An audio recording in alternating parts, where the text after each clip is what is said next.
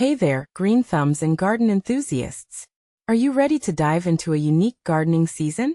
Today we're exploring the curious case of Oregon's mild winter and its impact on our beloved plants. You might be wondering, what's the big deal with a warm winter? Well, get ready for some fascinating insights and a fresh perspective on your gardening game plan.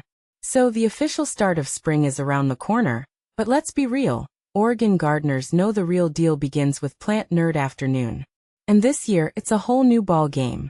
You see, this past winter was like a gardener's dream come true.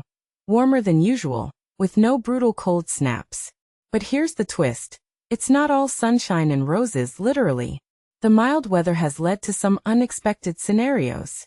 Roses are still blooming, penstemons are thriving, and weeds are having a field day. It's like nature hit the snooze button on winter. But don't get too comfortable, because the weather can be fickle. As Pat Thompson from Secret Garden Growers wisely suggests, we need to stay observant and read the signs from nature. It's a reminder that gardening is as much about intuition as it is about technique. Now here's where it gets interesting. Pruning season is upon us, and the experts are weighing in. Lisa Graff from Lux Perennials Nursery recommends an early start to guarantee strong growth. But there's a catch. You've got to be bold and trust the process. And for those perennials, timing is everything. Graff suggests a late March trim, but some plants with good drainage can wait until April. It's a delicate dance, balancing the benefits of the mild weather with the risks of unexpected frost.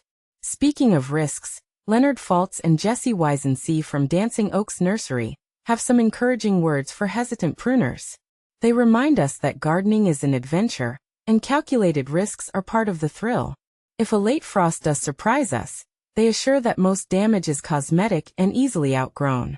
It's a great perspective to keep in mind, especially when facing those gardening dilemmas. But wait, there's more to this mild winter than meets the eye. The warmer climate has also given rise to a pest problem. Molly Malecki from Rancho Cacto warns that the lack of cold weather hasn't slowed down garden pests and diseases. So keep an eye out for aphids, mosquitoes, and slugs. It's a timely reminder that nature is a delicate balance, and every action has a reaction. Now, let's talk about the silver lining. This unusual winter is an opportunity to experiment. Graff suggests trying more exotic plants, like Echium wildpredii and tree dahlia. And Dancing Oaks has already seen success with their tree dahlia, boasting impressive blooms.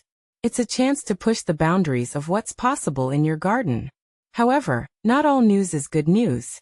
The reduced snowpack this winter will impact gardens too. Malecki recommends planning ahead for water conservation, suggesting Zero Plant's catalog for drought-tolerant ideas. It's a great opportunity to adapt and make your garden more resilient.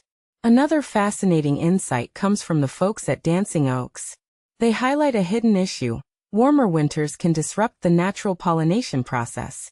This could affect early-season nectar resources. Their solution? Embrace plant diversity, combining native and carefully chosen non-native plants. It's a brilliant strategy to ensure a thriving garden ecosystem.